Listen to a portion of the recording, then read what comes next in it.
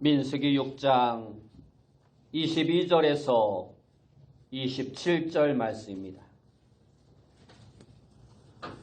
제가 가진 성경으로 구약성경 204페이지, 구약성경 204페이지, 민수기 6장 22절에서 27절 말씀 제가 봉독해 드리겠습니다. 여호와께서 모세에게 말씀하여 이르시되 아론과 그의 아들들에게 말하여 이르기를 너희는 이스라엘 자손을 위하여 이렇게 축복하여 이르되 여호와는 내게 복을 주시고 너를 지키시기를 원하며 여호와는 그의 얼굴을 내게 비추사 은혜 베푸시기를 원하며 여호와는 그 얼굴을 내게로 향하여 드사 평강 주시기를 원하노라 할지니라 하라. 그들은 이같이 내 이름으로 이스라엘 자손에게 축복할지니 내가 그들에게 복을 주리라. 아멘. 우리 옆에 분들과 인사합시다. 만나서 반갑습니다. 다시 한번 인사합시다. 오늘도 큰 은혜 받읍시다.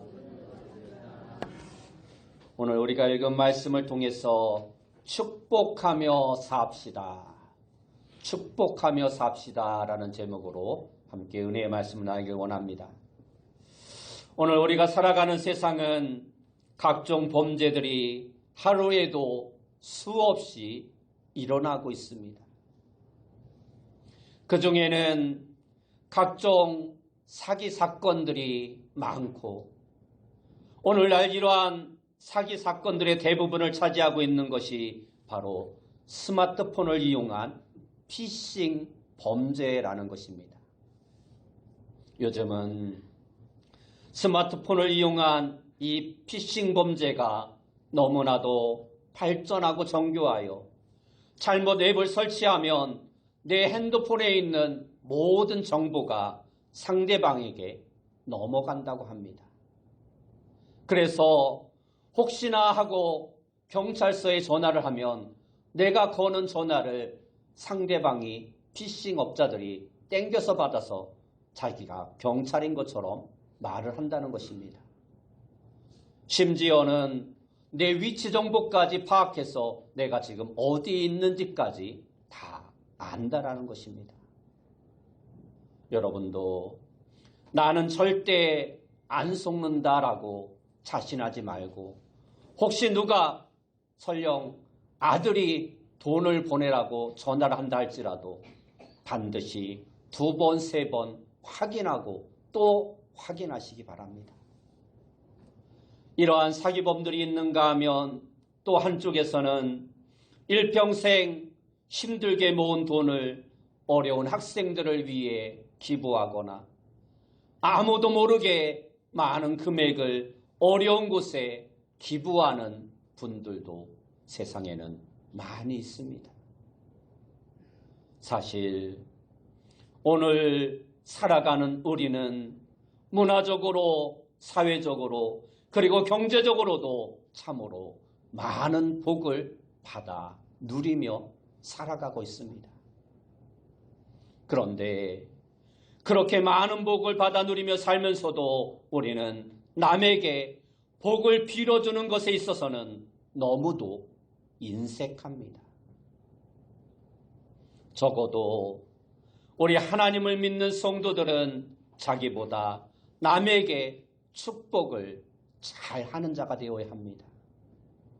왜냐하면 우리 하나님이 우리를 사랑해 주시고 항상 우리에게 복을 주시기를 원하시기 때문입니다. 그렇게 하나님은 우리에게 때때로 복을 주시면서 또한 우리로 하여금 서로가 복을 빌어주라고 말씀하고 있습니다.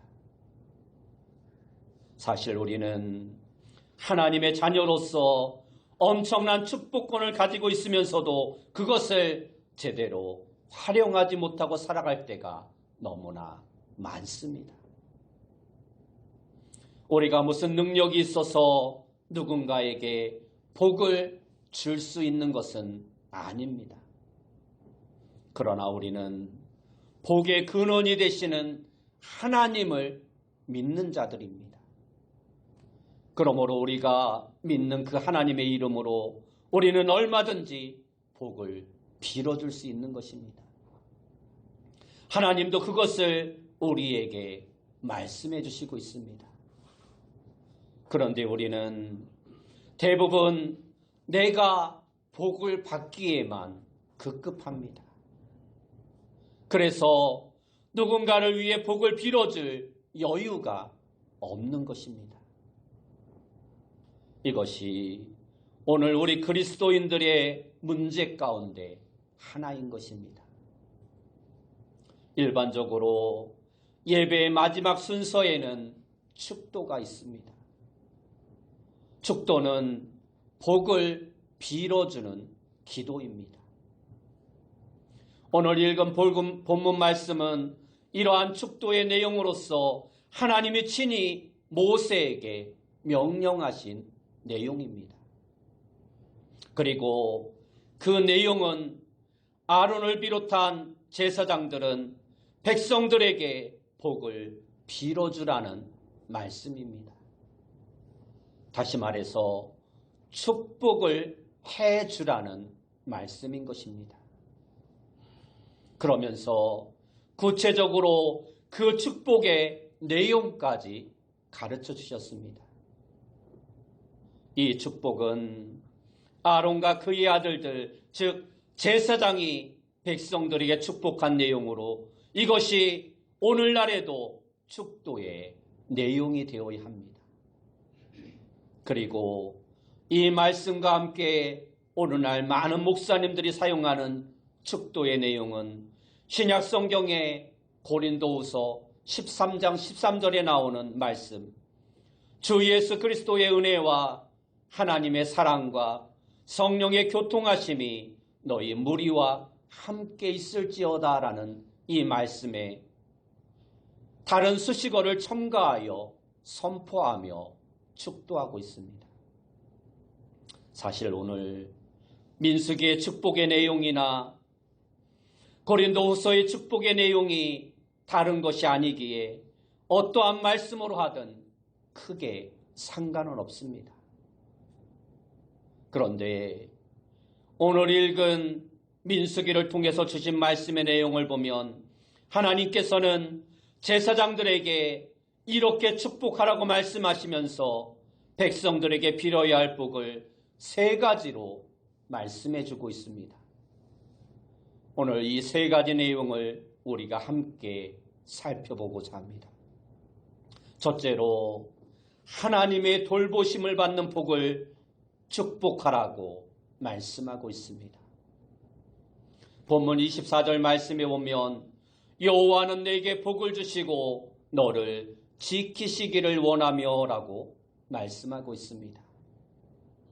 이 말씀은 하나님이 우리에게 복을 주시는데 그 복을 통해 특별히 우리를 지켜주시기를 원하신다라는 말씀입니다. 이 말씀에는 그만한 이유가 있습니다. 우리 민족과 마찬가지로 이스라엘 백성들의 역사를 보면 늘 외세의 침략을 참으로 많이 받은 민족입니다. 구스와 아스루, 에돔, 아람, 미디안, 블레셋, 바벨론, 페르시아, 로마 등 이스라엘 민족은 각 시대마다 하나님은 이스라엘을 다스리는 채찍과 막대기로 이방 나라들을 사용하셨습니다. 지금도 이스라엘이라는 나라는 주위의 이란과 이집트, 아랍 나라들의 틈바구니 속에서 긴장하며 살아가고 있습니다. 이스라엘 민족의 형성사를 보면 족장시대에 야곱의 70명의 식구들이 애굽으로 내려갑니다. 그렇게 내려간 야곱의 식구들은 430년 동안 살면서 시보리 민족을 형성하여 출애굽을 통해 장정만 60여만 명이 출애굽을 통하여 가나안으로 들어갑니다.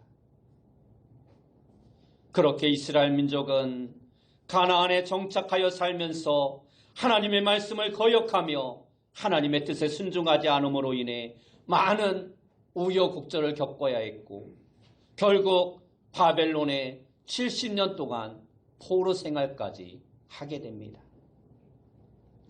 이후에 다시 예루살렘으로 돌아와 조금 정신을 차리는 듯 했지만 결국 메시아 예수 그리스도를 믿지 않음으로 인해 주 70년 로마에 의해서 이스라엘은 완전히 멸망을 당하고 맙니다. 나라 자체가 사라져버린 것입니다. 그렇게 나라 없이 1880년까지 이스라엘 민족은 세계 곳곳에 뿔뿔이 흩어져 살다가 1880년 이후에 일부 유대인들이 팔레스타인 지역으로 들어와 살면서 1948년에 이르러서야 비로소 독립하여 오늘에까지 이르고 있는 것입니다. 지금도 유대인들은 수많은 사람들이 전 세계에 흩어져 살아가고 있습니다. 전 세계 유대인의 인구가 약 1700만 명 정도 된다고 합니다. 그 중에 이스라엘에 살고 있는 유대인들은 약 700만 명가량입니다. 300만 명이 많은 1000만 명가량이 전 세계에 흩어져 살아가고 있는 것입니다. 그래서 이러한 이스라엘 민족에게 있어서 복의 제1순위는 언제나 여호와께서 너를 지키시기를 원하시며 라는 이 말이었던 것입니다. 하나님이 지켜주시지 않으면 살기 어렵다라는 것입니다. 살 수 없다라는 것입니다. 그렇습니다. 하나님이 지켜주셔야 안전한 것입니다. 오늘 우리나라도 하나님으로부터 지켜주심을 받는 민족이 되어야 합니다. 인간의 지혜와 노력으로는 불가능합니다. 그래서 우리도 항상 축복 기도를 드릴 때 여호와께서 당신을 지켜주시기를 원합니다 하며 그를 축복하는 자가 되어야 하는 것입니다. 둘째로 은혜 받는 삶을 축복하라고 말씀하고 있습니다.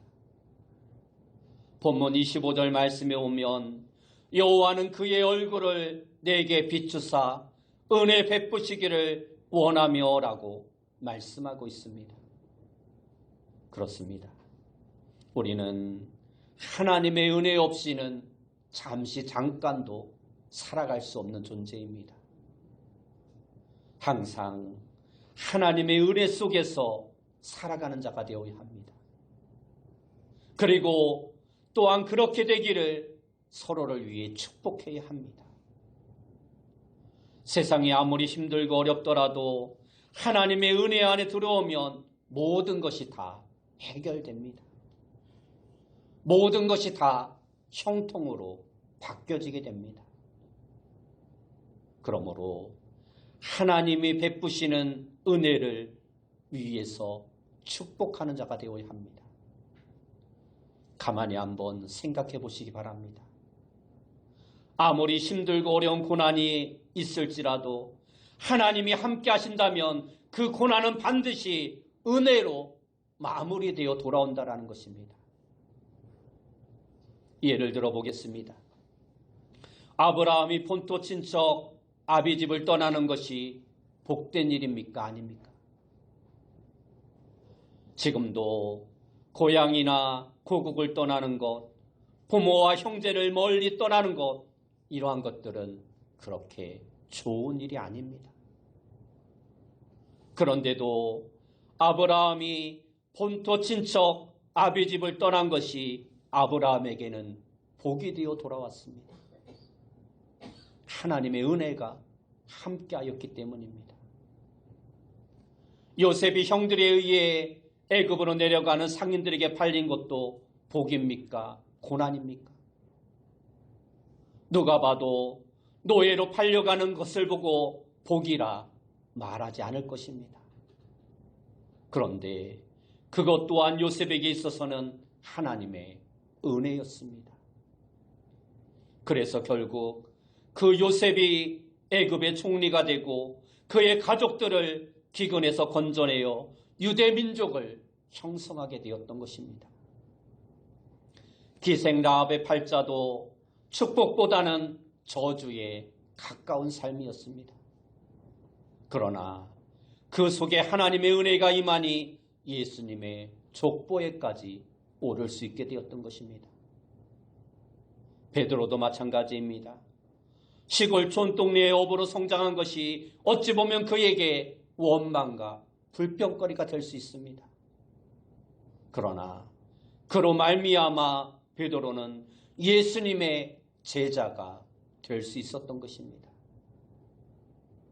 스데반 집사가 돌에 맞아 죽는 것도 세상 사람들의 눈으로 보면 원망과 저주의 삶이지만 믿음의 관점에서 보면 순교할 수 있으니 축복이요 은혜인 것입니다. 순교도 아무나 할 수 있는 것이 아닙니다. 이처럼 아무리 힘들고 어려운 일을 만나더라도 거기에 하나님의 은혜가 역사하면 전화위복이 되는 것입니다. 오히려 그것이 인생을 새롭게 하거나 아름답고 화려하고 영광스럽게 변화시키는 것입니다. 모압 여인이었던 룻은 비록 이방 여인이었지만 하나님에 대한 믿음을 가지고 하나님의 백성이 되고자 유대 남자와 결혼을 합니다. 모압은 예로부터 이스라엘 민족을 괴롭혔던 민족이었고 그모스라는 우상신을 섬기는 민족이었습니다. 그런 족속의 여인이 유다 남자와 결혼했다는 것은 참으로 엄청나고 힘든 결정을 했던 것입니다. 자기 민족을 떠나야 했고 모든 것을 버리고 유대로 회귀해야 했던 것입니다. 그렇게 큰 결심을 하고 결혼했는데 자녀도 없이 남편이 얼마 되지 않아 죽어버렸고 거기에다가 홀 시어머니까지 모셔야 할 처지가 되었습니다. 이것은 분명 복이 아닌 저주였습니다. 그 누구도 이런 것을 가지고 복이라 말하지 않습니다. 그러나 그러한 룻에게 하나님의 은혜가 임하여 결국 그도 예수님의 조상의 반열에 오를 수 있었던 것입니다. 그러므로 하나님의 사람들은 모든 것이 협력하여 선한 일을 이루어 가시는 하나님의 은혜를 받는 자가 되어야 합니다. 은혜를 입으면 삶이 형통하며 행복해집니다. 불행과 저주와 고통이 행복과 기쁨과 평안으로 변화되어집니다. 여러분, 우리 모두가 하나님이 말씀하신 대로 항상 하나님의 은혜를 받도록 서로를 축복해야 합니다. 여호와는 그의 얼굴을 내게 비추사 은혜 베푸시기를 원합니다라는 복을 빌어주는 자가 되어야 합니다. 우리 성도들뿐만 아니라 우리가 만나는 모든 사람에게 항상 이렇게 축복하시기 바랍니다. 지금 겪는 일이 하나님의 은혜의 통로가 되기를 바랍니다. 하나님의 은혜를 받으시기 바랍니다. 하나님의 은혜가 임하면 놀라운 일이 임할 것입니다. 힘내시기 바랍니다. 지금 하시는 일에 하나님의 은혜가 함께하길 바랍니다. 이러한 말로 서로를 축복해 주시기 바랍니다. 앞에서도 잠시 말씀드렸지만 바울의 서신을 보면 바울은 그의 모든 서신을 쓸 때마다 처음 인사와 마지막 인사의 경우에 대부분 하나님의 은혜가 임하시기를 간구하는 것으로 시작하고 마치고 있습니다. 가만히 들여다보면 우리는 하나님의 은혜가 아니면 이렇게 살 수가 없습니다. 모든 것이 하나님의 은혜인 것입니다. 성경 속에 등장하는 인물들 가운데 하나님께 쓰임받는 사람들을 보면 이처럼 모두가 하나님의 은혜임을 알 수 있습니다.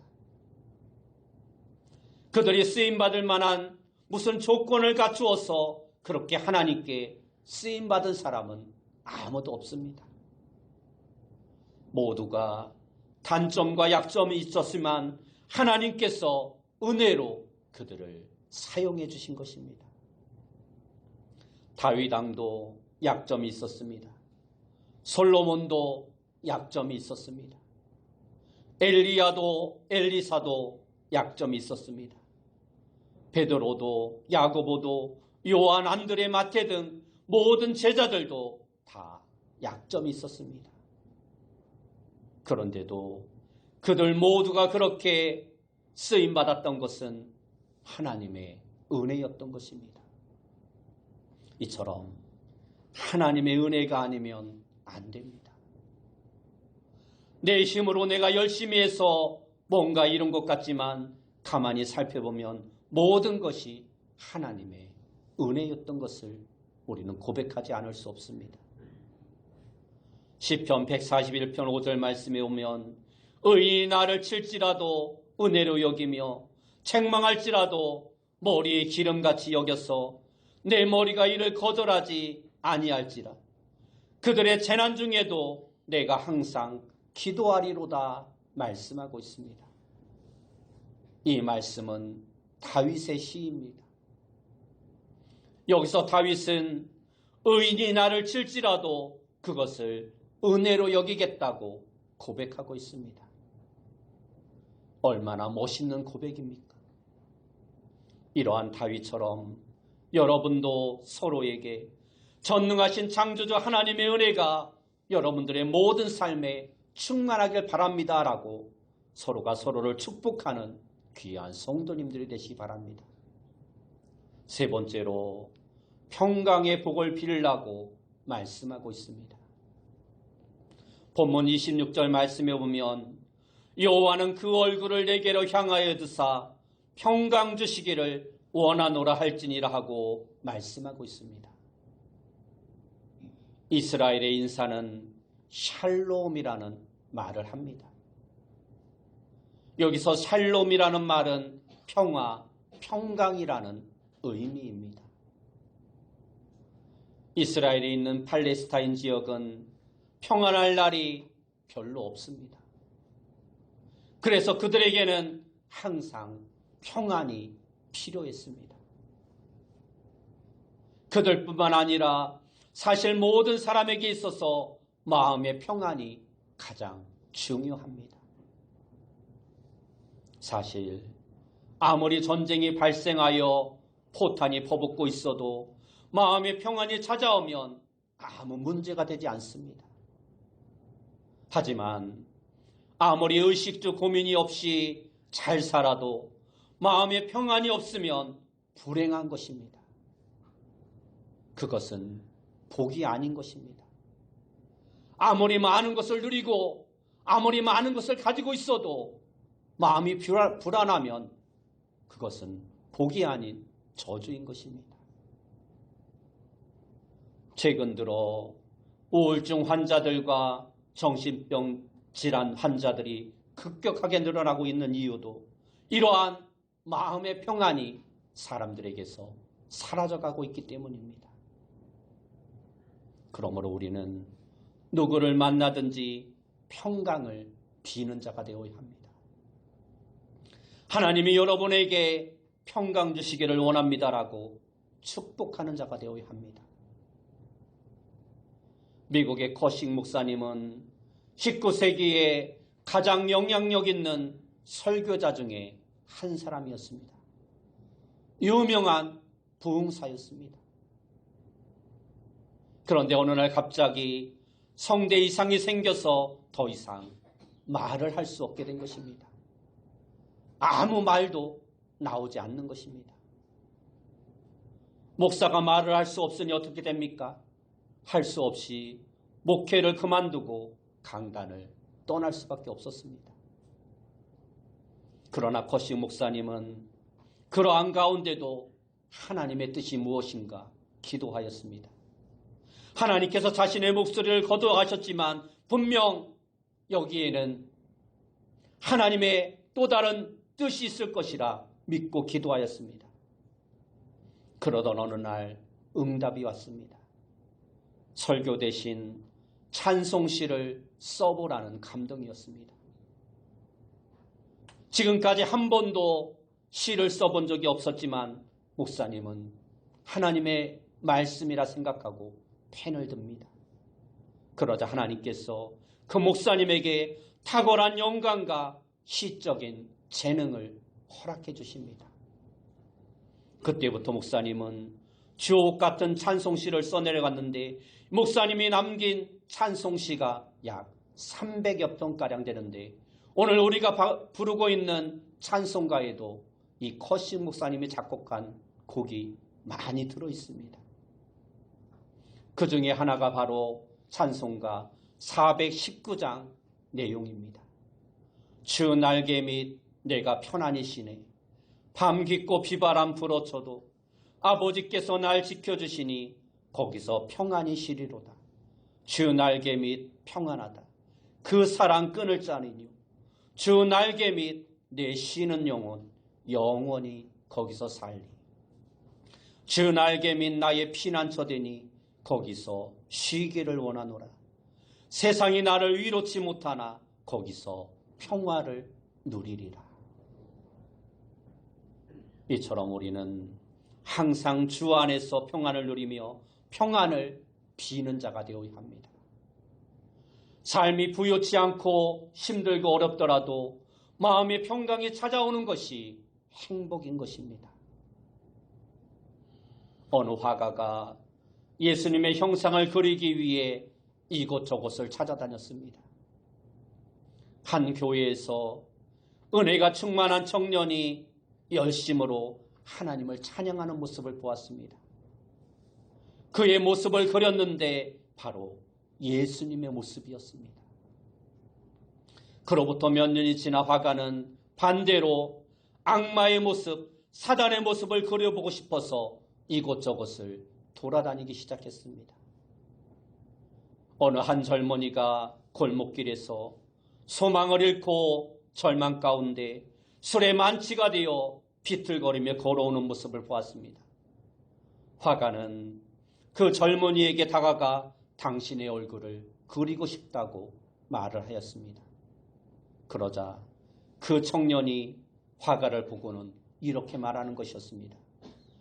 당신은 몇 년 전에 교회에서 찬양하며 하나님과 동행하는 내 모습을 그리면서 예수님을 그리겠다고 말씀하셨습니다. 그런데 지금 하나님을 떠난 오늘 내 모습을 이렇게 악마의 모습으로 변해 있습니다. 그렇습니다. 똑같은 사람일지라도 성령님과 동행하며 마음에 평안이 있을 때는 그의 모습이 예수님의 모습처럼 빛나지만 하나님을 떠나는 그 시간부터 인간은 악마의 모습으로 사단의 모습으로 변하는 것입니다. 하나님을 모시고 사는 것이 천국이고 하나님을 떠난 것이 지옥인 것입니다. 그런데 오늘 본문의 말씀 가운데 가장 중요한 구절은 바로 27절의 말씀입니다. 그 말씀을 보면 이렇게 말씀하고 있습니다. 그들은 이같이 내 이름으로 이스라엘 자손에게 축복할지니 내가 그들에게 복을 주리라. 내가 그들에게 복을 주리라. 우리가 하나님의 이름으로 하나님의 자녀들에게 축복하면 우리가 빈 그 복을 그들에게 주시겠다라고 하나님이 약속하고 있는 것입니다. 창세기 12장 2절과 3절 말씀에 보면 하나님이 아브라함에게 복을 주시겠다고 약속하시면서 하나님의 복을 받은 아브라함을 통해 모든 사람들이 복을 받을 것이라 말씀하고 있습니다. 그 말씀이 창세기 12장 3절의 말씀입니다. 너를 축복하는 자에게는 내가 복을 내리고 너를 저주하는 자에게는 내가 저주하리니 땅의 모든 족속이 너로 말미암아 복을 얻을 것이라 하신지라. 아브라함에게 복을 비는 자에게 하나님께서 복을 주신다는 말씀입니다. 여러분, 복을 받길 원하십니까? 그러면 먼저 복을 비는 자가 되시기 바랍니다. 우리 모두는 믿음으로 말미암아 아브라함의 후손이 되었습니다. 다시 말해 복의 후손이 된 것입니다. 우리 모두는 거룩한 하나님의 백성, 거룩한 제사장이 된 것입니다. 그러므로 내가 하나님의 백성 된 누군가를 축복하면 하나님이 내게 복을 주신다라는 것입니다. 장로님을 축복하시고 권사님을 축복하시고 집사님을 축복하시고 성도님들을 축복하시고 담임 목사를 축복하시고 사모를 축복해 주시고 우리 교회가 후원하는 분들의 이름을 불러가며 축복해 주시기 바랍니다. 마음에 안 드는 것이 있고 복을 빌고 싶지 않은 사람이 있을지라도 그를 위해 복을 비는 자가 되어야 합니다. 로마서 12장 14절 말씀에 보면 너희를 박해하는 자를 축복하라, 축복하고 저주하지 말라 하고 말씀하고 있습니다. 그리고 축복을 할 때도 구체적으로 하는 것이 좋습니다. 제가 인사를 길게 시킬 수 없어서 건강하세요, 축복합니다라고 하지만 여러분은 개인적으로 마음껏 서로가 서로를 축복해 주시기 바랍니다. 왜냐하면 그 빌어주는 복이 내가 받는 복이 될 수 있기 때문입니다. 내가 누군가에게 축복합니다라고 말하는 그 복이 나에게 돌아오는 복이 될 수 있다는 것입니다. 또한 아무리 바빠도 예배의 마지막 축복 기도는 반드시 받는 자가 되어야 합니다. 우리 교회 성도님 가운데는 없지만 큰 교회에 보면 예배 잘 드리고 마지막 목사님이 축복 기도를 하려고 하면 성경책을 가지고 몰래 빠져나가는 사람들이 있습니다. 이러한 사람들은 예배 잘 드리고 마지막 하나님께서 복을 주시려고 하는데 그거 차버리는 것과 같은 것입니다.